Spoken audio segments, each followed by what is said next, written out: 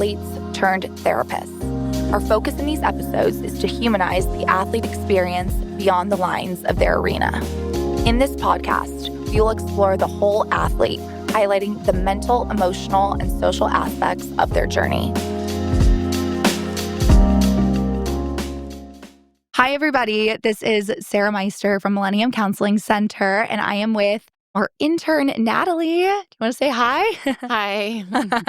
Hi, everybody. This is part of the series of the Life After Sport podcast, and today we're going to be talking about something a little bit different other than just, our life in sport or even right after it, but really highlighting our purpose beyond sport and what happens after it, which is, we all have to get jobs for the most part, I think, and explore a career outside of athletics. Although some, that continues to be their career.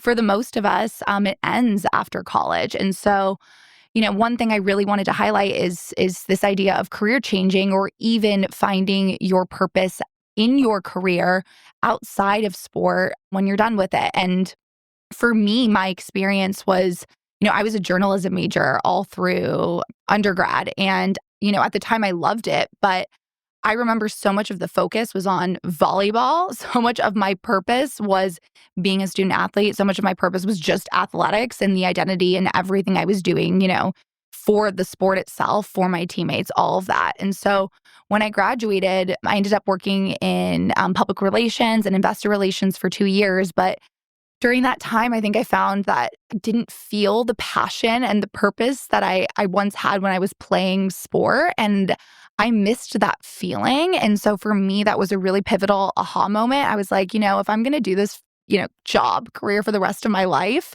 I want to do something I'm passionate about. And so that really led me to exploring other avenues, options. And now I am a therapist working with athletes. So I just want to talk about a little bit of the unique journey it takes once you graduate and not this idea of not always knowing the direction to which you will go and where your career will line up, where you'll end up. But for me, it's funny. I mean, I found myself now still working with athletes because I believe that's part of my calling and my purpose. And it took me, figuring out what I didn't like in order to figure out, what it is that I do love. And yeah, it's scary at first to be like, whoa, wait, I want to become a therapist? And what does this entail? And, and then you're applying to graduate schools and that in and of itself is a whole process. But I think for me, it's just, I really want to normalize that you don't always have to know. And that's really part of the journey. And I think sports really taught me to just trust the process more than anything. And I'm so grateful that it's led me to where I am today. But I would love your thoughts, Natalie, on that and kind of your story too. Yeah. I think we both came into this wanting to discuss being career changers. Mm-hmm. And I personally am a career changer and in the middle of actually navigating 2 careers.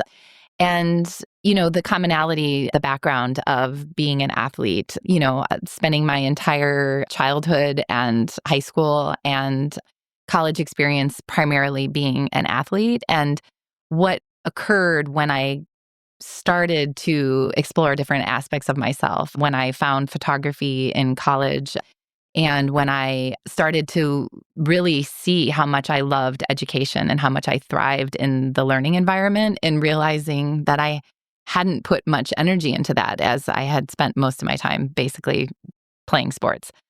And so, but the opportunities that came from playing sports, right? So provided me a private education, private school education in, sorry, I'm really butchering this, chop and start back up again. But, providing me a scholarship to school Mm-hmm. to then find my passion and find my purpose, which was photography. And so for the next 2 decades, I've been a self-employed photographer, and I've traveled extensively, which is another one of my passions, is traveling. Yeah, so it's just allowed me that opportunity. But at the same time, I don't think it's just that it's open doors, which it's obviously open doors. Going to school and finding what I'm really passionate about was a huge door that opened.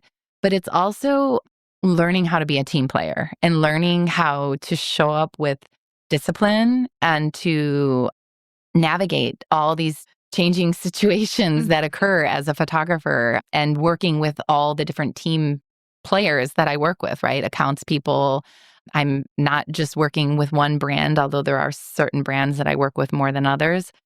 Just kind of knowing how to go in and how to figure out your place in that team and pull it off. So yeah, that's kind of some of my experiences. I love that. I feel like you're making me think about like how transferable the skills that you learn in sport are into the real world and in any career that you choose, or wherever you go. Like you can always take sport and everything that you learned in that, especially with the teamness, oneness, all of that, and transfer it. I think for me, one of the biggest lessons that I had to learn too is this, like, and I'm working with clients on this right now. I have clients, right, who have graduated, who have since graduated or have been out in the working world for, a year or 2 or 4 now. And there's a lot of aha moments that have come up. I think a lot of athletes even questioning, like, is this right for me? And I think that can be really daunting and scary, but I keep going back to like, hey, like when we were in sport, we just had to trust the process. Like it was that idea of like trust your training, but also like trust in the unforeseen, trust in the things that you don't yet know, because you will, and it takes time and discipline and self-awareness, and it's part of the journey. I mean, it's really like everything that you can take from sport. I'm like, okay, I have to dive back into this and remind myself, just trust the process, because one day, like, it will make sense. The things and ideas will start to click. You're going to start to notice where you want your energy to go, and also what you value, what you place more value or emphasis on in your life, and even what you want your career to look like. Oh my, that couldn't be any more true. Because yeah, quite literally, in my 20s, I just started photographing and traveling and going places. And then in my early 30s is when I started getting hired to travel and go these places. And I don't think if I followed my passion blindly in my 20s, just going after what lit me up, that I would have been able to succeed as a corporate photographer working on a national scale. And also trusting the process. Like I graduated, with degrees in psychology and art therapy. And I always had this sense that I would go live my life and then come back to it at some point. And it's interesting because that some point seemed to never come until the time when it came. And it was like, it was so right. And I was like, I can't, this is it. I started looking into schools. I literally got into a program and started within less than a month. And that doesn't really happen unless I had been putting all the momentum in that direction for a while. It just was like executing at that time. And getting back into the school program and getting back into graduate school at this time just seems so perfect. I always envisioned myself doing it when I was even older than right now, but that wouldn't have made sense. Going to school right now and helping me like navigate both my life experience and apply it to the work I'm doing with clients is perfect. So when I heard you talking about trusting the journey and just doing what feels right and letting life kind of guide you, but also guiding your choices based on your values and your interests really did lead me to this point. And also, I feel it important to say that even landing this specific internship site, it feels so appropriate and so perfect for me. And part of what was the draw was the podcasts and listening to what the people had to say. And I thought to myself, I could work with these people that are talking and have this much wisdom. And so here I am. And again, I love what you said, because it's like, I did follow my values and just keep going, and things are working out. And I think that being an athlete too, and just kind of knowing how to immerse yourself and being in your body and trusting yourself and learning how to navigate the different environments and the different teams that you'll encounter does make a lot of sense. I do see the connection for sure. Yeah. I know. I love this. I love this. And like that idea of it being the right time. I think we're always looking for like sometimes like it has to be the right time or the right moment. And sometimes it is, and sometimes it isn't. Like sometimes it just comes to you when you allow yourself to just really, like you said, like dive in and just completely, I think of the word surrender, but like completely surrender to whatever it is that you're doing in the moment and allowing yourself to just like to be present with it too. I know a lot of, I, I'd actually love to see if there's a study on this and if there's statistics on this, but like I'd be curious how many college athletes are now in careers where they're like, I'm questioning this, or they're in a job where they're like, I'm not sure if this is fulfilling, because I do feel like so many athletes, we found so much fulfillment in that, in the physical space and working with a team. And really, again, it's doing something greater than yourself. Like it's doing something bigger than yourself and feeling that. And I think we as athletes crave that. And so I know that was something for me. I was like, oh, I crave that community, but I also crave feeling and knowing that I am making an impact. And so it was a hard switch for me, but it was also an easy switch for me, because it's like I knew that innately, that I wanted to do something that was going to impact not just one person, but as many lives as I could touch. So yeah, I think that's just also another piece of this too. Like it's okay to not know, just like you said, follow that arrow, because there's something guiding you there. And you're going to go on a lot of twists and turns within your career, a lot. Like you might love your boss, or you might dislike the company, or you might love this specific role, but maybe that corporation isn't the right fit for you, and that's okay. That's okay. So allow yourself to be okay with the discomfort of also not knowing all the time. Mm-hmm. Yeah.